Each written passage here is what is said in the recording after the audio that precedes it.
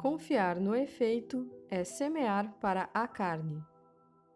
Então, o que é a semeadura e a colheita que está causando a angústia de tantas pessoas nesta terra?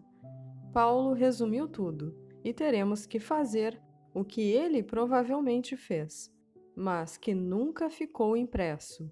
Teremos que explicar o que ele simplesmente afirmou. Porque o que semeia na sua carne, da carne ceifará a corrupção. Mas o que semeia no Espírito, do Espírito ceifará a vida eterna. Esta é a afirmação, e a explicação é esta: você nasceu em um sentido material de vida, portanto, você tem semeado na carne por toda a sua vida humana. Em outras palavras, você colocou toda a sua esperança, fé e confiança em forma ou efeito. Você foi educado para acreditar que dinheiro é suprimento. E é este ensinamento que realmente causa toda a falta e limitação na Terra. Porque, se você acredita que dinheiro é suprimento ou colheitas, é igualmente um erro. Ao nascer na crença de que dinheiro, investimentos, valores imobiliários, empregos, profissões e negócios são suprimento, você sai para tentar obtê-los. E assim, isso engana você sobre a demonstração de provisão, porque nada disso é suprimento. Consciência é suprimento. Espírito é suprimento. O invisível é o suprimento. A provisão é isso, sobre o qual você não tem controle, mas é isso que pode, quando você permite, controlar, governar e satisfazê-lo. Quando você vai longe o suficiente na mensagem do caminho infinito, você descobre que eu sou suprimento, que o eu, dentro de você, incorpora e abraça a infinidade da provisão, não só para seu próprio uso, mas para que eu possa alimentar 5.000, porque o eu é Deus. Eu sou o pão da vida. João 6,35. A carne, o vinho, a água. Eu sou a ressurreição e a vida. Aquele que beber da água que eu lhe der, nunca terá sede. Até que você realmente aceite isso, você estará semeando na carne e colherá a limitação. É verdade que há pessoas que colhem $1 milhão na limitação e $10 milhões na limitação. No entanto, é uma limitação, e a prova disso é que, depois de receberem seus milhões, às vezes eles não podem comer 25 centavos de comida, e às vezes não podem gastar nada disso. Eles têm que sentar e assistir, contar e regozijar-se enquanto se multiplica, e eles não podem mais se separar dele, do que poderiam separar-se do seu próprio sangue. O dinheiro, por si só, não pode gastar-se. É preciso que o espírito de um homem se separe, compartilhe, dê, distribua. O dinheiro em si não fará isso. Nascer em uma família não iluminada é nascer na limitação. Nascer na família mediana significa, portanto, nascer no esforço e luta de ganhar a vida. Enquanto que nascer em uma família de entendimento espiritual significa que uma criança seria ensinada, desde o princípio, a semear no espírito, a perceber que o amor e a vida são supridos, que Deus é suprimento, que eu sou suprimento.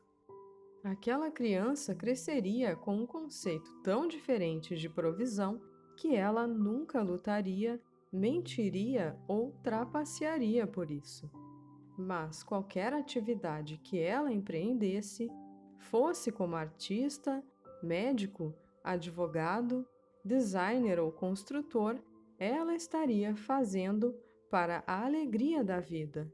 Ela estaria fazendo isso como um dom de Deus, como a graça de Deus. Faz pouca diferença o trabalho que uma pessoa está fazendo na vida. Ele torna-se uma alegria porque ela não está fazendo isso meramente para ganhar a vida. Quando ela está fazendo isso para ganhar a vida, ela não pode deixar de observar o relógio, imaginando se ela está dando mais do que está recebendo. Quando, no entanto, ela não conecta o suprimento com seu sustento, então sua atividade, seja ela qual for, torna-se uma alegria tal que ela se entrega a ela. Ela está semeando para o espírito, e o suprimento, então, pode vir através desse caminho, mas também pode vir através de muitos outros. Da mesma forma, se você nasceu em uma família típica, quais foram as primeiras palavras que ouviu? Tenha cuidado, não deixe cair o bebê. Não deixe o bebê tomar friagem. E você não ouviu essas palavras apenas com seus ouvidos. Elas penetraram profundamente em sua consciência.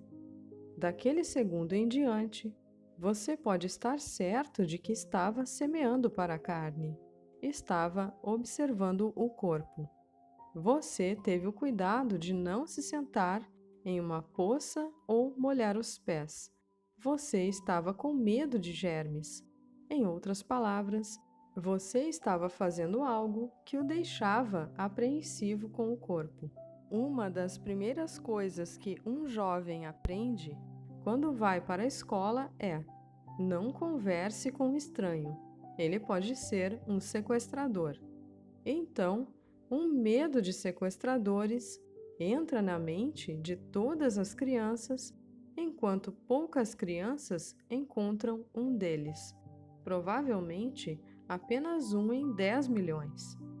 Você vê como uma criança está aprendendo a semear na carne, em vez de ser ensinada desde o início.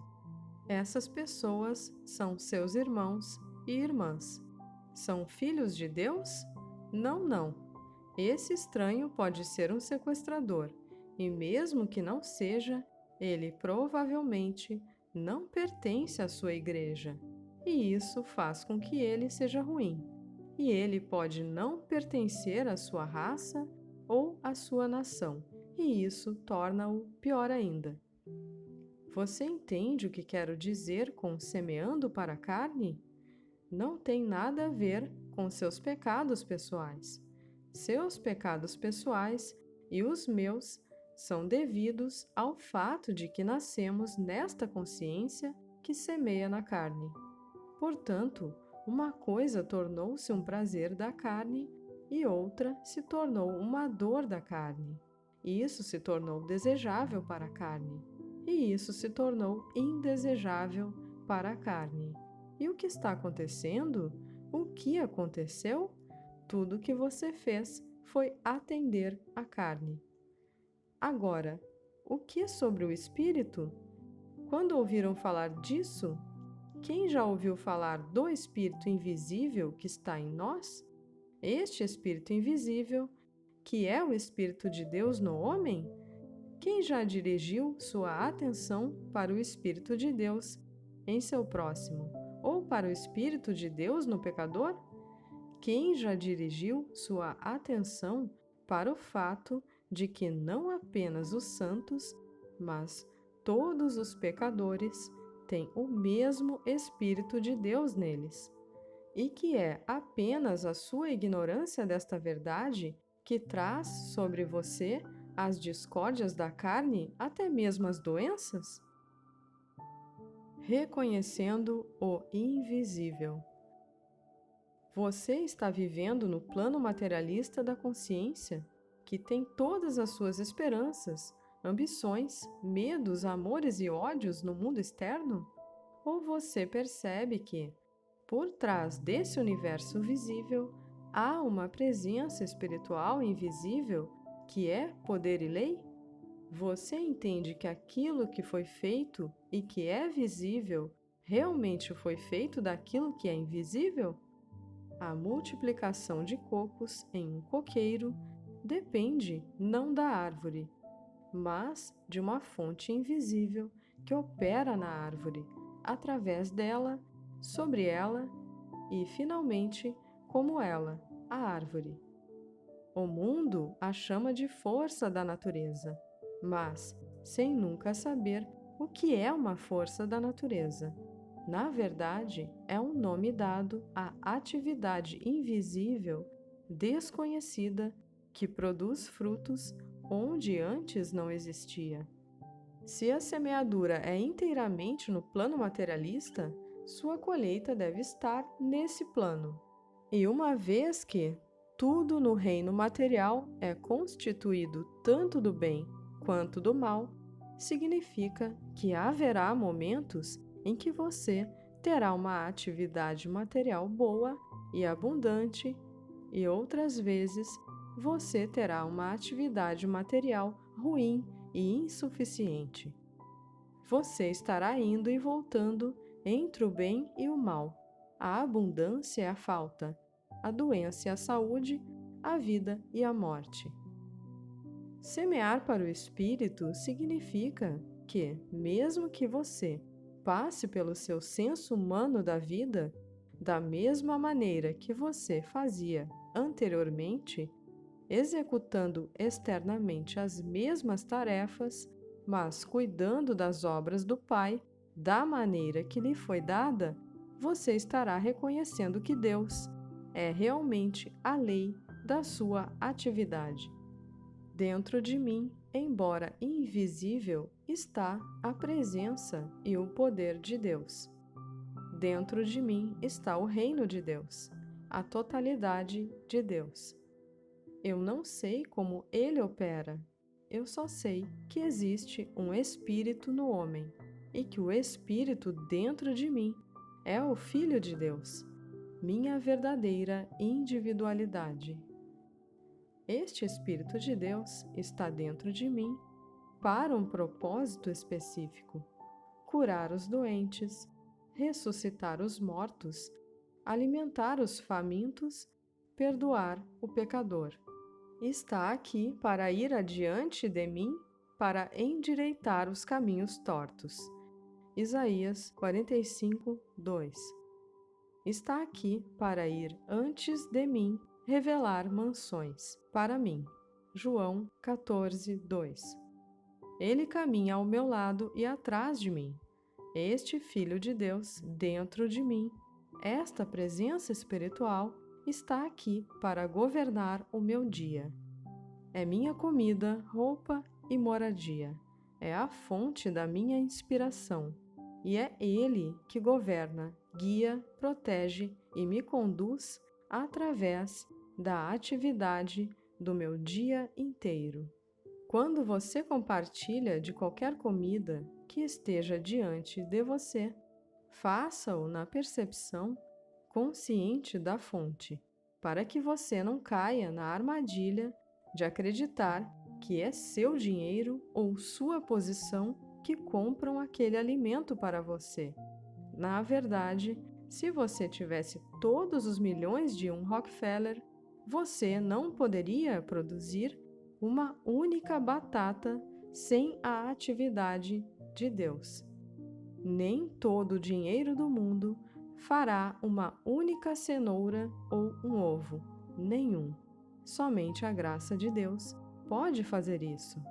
Você deve constantemente saber que existe o invisível e que é este invisível dentro de você que produz seu pão diário. Isso leva o egoísmo embora e, com ele, o orgulho da posse. As pessoas que dirigem automóveis muitas vezes se orgulham de ser bons motoristas e até se gabam de não terem sofrido um acidente por tantos e tantos anos. Mas isso é uma coisa pobre em que confiar. Perceber, no entanto, que dentro de cada motorista, na estrada, está a graça e presença de Deus, é colocar a sua confiança onde ela pertence. E então, se um motorista cometer um erro ou errar em juízo, há esta presença divina para corrigi-lo, despertá-lo, mudar seu curso ou fazer o necessário que deve ser feito. Semear para a carne significa colocar sua fé no mundo visível, em maquinário, em notas de dólar, valores mobiliários ou governos, no homem cuja respiração está em suas narinas. Isaías 2:22. Consideremos que semear para o espírito sempre significou reconhecer o espiritual como sendo a base da harmonia do visível. É reconhecer o poder espiritual em todos os seus caminhos, reconhecer a lei espiritual como governando você de manhã à noite e de noite à manhã. Reconhecer o espírito como a substância, a lei, a atividade e a realidade do ser. Então, você estará orando sem cessar e você estará conhecendo a verdade que o faz livre.